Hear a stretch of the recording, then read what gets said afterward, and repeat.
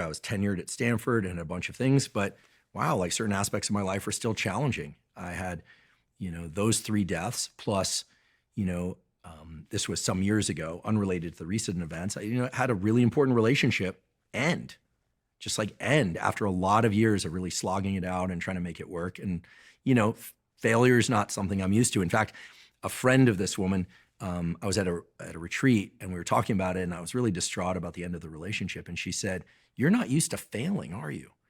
And I almost said like, "Yeah." And I said, "You're right.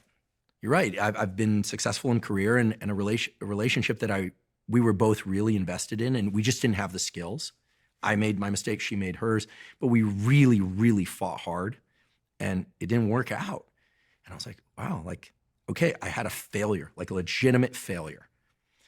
And you could say, well, was it really a failure? You learned, but look, there were elements of failure, right? We'd invested a lot of years, a lot of energy, and there was a lot of love, but Why does that make you emotional? I can see it in your face. well, this relates to a lot of these things that, and I suppose I feel comfortable enough to open up about this.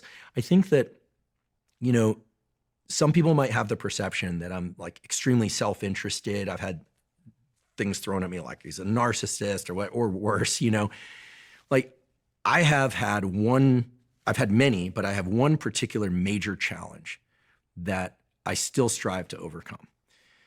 And people can roll their eyes and they can say it's bullshit, but I know this to be absolutely true, which is that I have a very hard time letting go. A very hard time letting go. If somebody dies, like I can handle that. But like loss and letting go of people I care about is really hard.